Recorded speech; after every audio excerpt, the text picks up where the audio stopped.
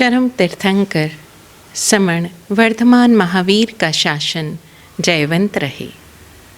जय हो। हम सभी वीर प्रभु का जन्म कल्याणक अभी मनाने वाले हैं और इस जन्म कल्याणक को प्रतिवर्ष हम चैत्र सुदी 13 को मनाते हैं, चैत्र शुक्ला त्रयोदशी।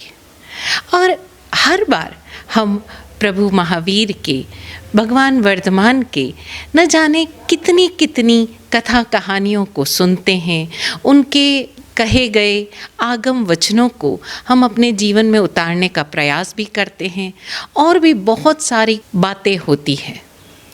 चूँकि ये जन्म महोत्सव है तो जगह जगह हम 14 स्वप्नों की बात करते हैं। प्रभु महावीर का जन्म महोत्सव भी हम वैसे ही मनाते हैं जैसे कृष्ण जन्माष्टमी या किसी भी बालक का जन्म महोत्सव मनाया जाता है। झांकियाँ निकाली जाती है, बहुत अलग अलग प्रतियोगिताएं होती है और हर बार हम बात करते हैं कि प्रभु महावीर का जो दर्शन है हमारे जीवन में उतरे। लेकिन कई बार हम कुछ ऐसी छोटी छोटी भूलें कर देते हैं जो कहीं न कहीं हमारे भीतर के उस आंतरिक द्वंद्व को यानी कि कॉन्फ्लिक्ट को प्रदर्शित करती है। हो सकता है कि ये कॉन्फ्लिक्ट बहुत सारी चीज़ों के एक साथ यानी बहुत अलग अलग थ्योरीज़ के एक साथ हमारे भीतर जन्म ले जाने के कारण हो। अब जो हम बात कर रहे हैं वो भी सिर्फ मेरे भीतर यानी मेरे व्यक्तिगत अंतर्मन की ये भावनाएं हैं जिसे मैं आप सबके साथ साझा कर रही हूँ। अक्सर सुनने में आता है कि हम बालकों को उपदेश देते हैं, हम बालकों को बार बार मोटिवेट करते हैं, इंस्पायर करते हैं कि आप महावीर का सा जीवन जियो, आप वर्धमान बनो। या हम बड़े बड़े महापुरुषों की, जैसे हम बालकों को कृष्ण जन्माष्टमी के उपलक्ष्य पर ये कहते हैं कि आप कृष्ण बनो। कई बार हम किसी और महापुरुष की कोई क्वालिटी लेंगे, हम बोलेंगे ये बन जाओ। हम यहाँ भूल जाते हैं कि हमें उन महापुरुषों के जीवन से किसी एक क्वालिटी को अपने भीतर जन्म देना है, अपने भीतर उजागर करना है। वो ऑलरेडी हमारे भीतर है, लेकिन ज़रा हम ये भी तो देखें कि वो जो कृष्ण बना, क्या वो माना कि वो जीवात्मा का महावीर बनना या कृष्ण होना तय था, लेकिन उनकी भी अपनी यात्रा थी। न जाने कितने लक्ष्य योनियों से वो गुजरते हुए उस चरम मानव जीवन तक पहुँचे, उस चरम शरीरी भव को उपलब्ध हुआ जिसके बारे में हम सब जानते हैं। अगर हम प्रभु महावीर के पूर्व जन्मों की बात करें तो वो नरक से लगाकर तिर्यंच योनि, यहाँ तक कि वो एक भव में प्रथम वासुदेव बने, त्रिपृष्ठ वासुदेव, जहाँ उन्होंने गाढ़ बंधन कर प्रति वासुदेव का वध किया। अब हम देखें कि इतनी गहरी घृणा भावना, इतना गहरा द्वेष कि उन्होंने निदान तक कर लिया वासुदेव बनने का, और वो वासुदेव बनकर उन्होंने प्रति वासुदेव को मार गिराया, उसका वध किया। ऐसी जीवात्मा पूरी अपनी यात्रा करते हुए महावीर का जन्म लेती है, वर्धमान के रूप में जन्म लेती है और मुक्त होती है। और ना सिर्फ मुक्त होती है, हम सबको भी मुक्ति का पाथेय देती है, हम सबको भी मुक्त होने के सूत्र देती है। महावीर जिन्होंने जाना कि इस सृष्टि के षड्काय में जीवन है, जिन्होंने अपने समय में अपने युग की विसंगतियों को जाना, एक दासी के रूप में जो राजकुमारी चंदनबाला, राजकुमारी वसुमती जीवन गुजार रही थी, दास प्रथा से मुक्त कर उसे प्रथम समणी होने का यानी कि प्रथम साध्वी होने का, अपनी साध्वी प्रमुखा का पद दिया। एक दास भी, एक ऐसा गाढ़ बंधन में बंधा हुआ प्राणी भी आध्यात्मिक पथ पर अग्रसर होकर मुक्त हो सकता है। ऐसा संदेश देने वाले वर्धमान महावीर जब अपने बाल्यकाल में रहे, जब अपने गर्भकाल में रहे, उन्हें माता त्रिशला की कोख मिली। हम ऐसे बालकों का जीवन बताते हुए उनकी माताओं का अवश्य उल्लेख करते हैं। तो यहाँ हम ये जान लें कि कृष्ण को जन्म देने वाली देवकी, उनका लालन पालन करने वाली यशोदा, या राम को जन्म देने वाली कौशल्या, महावीर को जन्म देने वाली माता त्रिशला, ये कैसी माताएं थी? ये वो जीव जो इस अवसर्पिणी काल का अंतिम तीर्थंकर होने वाला है, उस जीवात्मा को अपनी कोख में संजोना, उस जीवात्मा का अपनी कोख में लालन पालन करना, कैसी रही होगी वो कोख, कैसी रही होगी वो माता। अक्सर हम 14 स्वप्नों की बात करते हैं जो तीर्थंकर की माता देखती है, और ऐसे श्लाघनीय पुरुषों की जो माता है, ऐसे जो विशिष्ट पुरुषों की माताएं हैं जो स्वप्न देखती हैं, हम उनका स्वप्न फल भी जानते हैं। जैसे कि तीर्थंकर की माता के 14 स्वप्नों का उल्लेख आता है।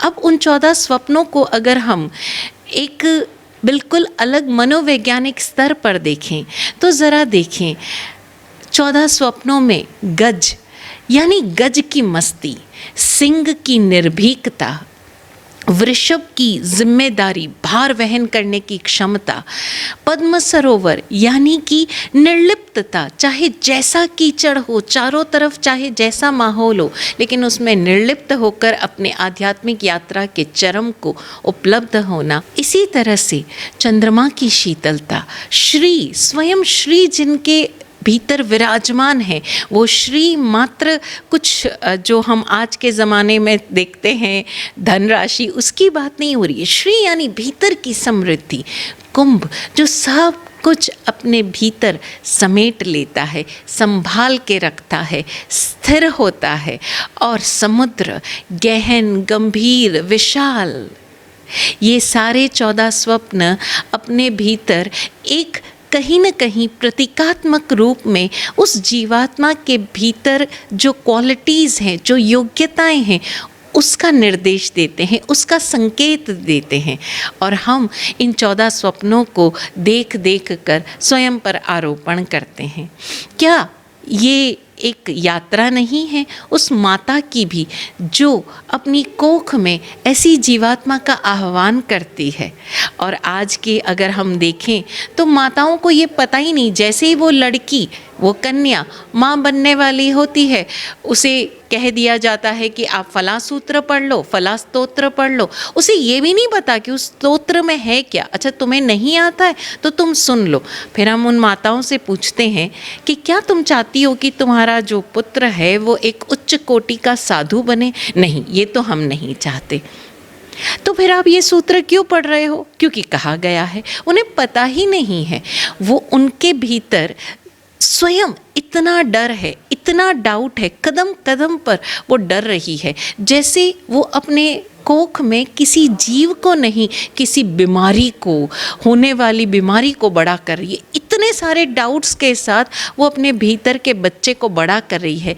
क्या उसका बच्चा निर्धूम अग्नि की भांति ऊर्ध्वगमन कर पाएगा? क्या उसका बच्चा निर्भय हो पाएगा? जो माता स्वयं भयभीत है, जो माता स्वयं 100 प्रकार के डाउट से जकड़ी हुई है, और जिसे भीतर स्वयं ये ईगो है कि मेरा पुत्र कुछ एक्स्ट्रा होगा, मेरी पुत्री कुछ एक्सक्लूसिव बनेगी, क्या वो ईगोलेस हो पाएगा?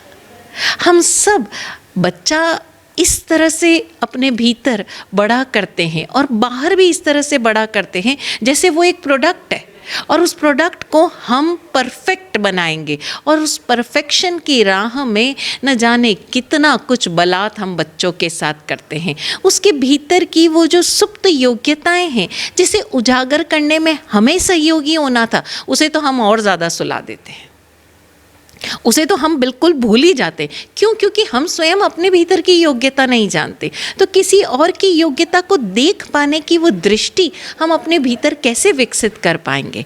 हम तो बस एक प्रोडक्ट तैयार कर रहे हैं जो इस प्रतियोगी दुनिया में सबसे आगे चल पाए, सबसे आगे बढ़ पाए।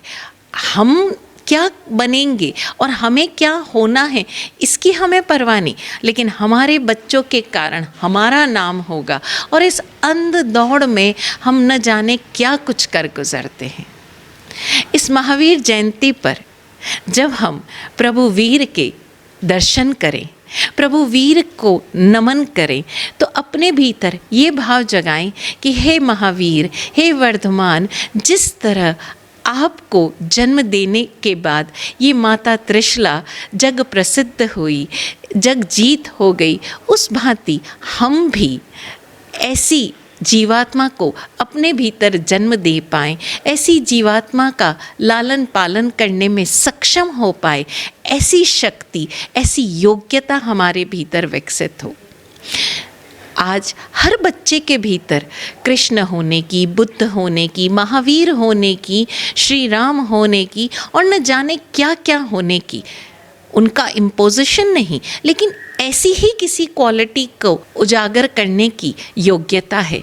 क्या हम आज के दिन अपने भीतर ये प्रतिक्रमण कर, ये इंट्रोस्पेक्शन कर, अपने भीतर वो योग्यता जगा सकें कि हम इन बच्चों का लालन पालन उस दृष्टि से करेंगे कि ये अपनी योग्यता जगा पाएँ। हम मेसी का सा फुटबॉलर तो बनाना चाहते हैं, तेंदुलकर सा क्रिकेटर बनाना चाहते हैं, और उसी टाइम हम अपने बच्चे को आईआईटी भी बनाना चाहते हैं।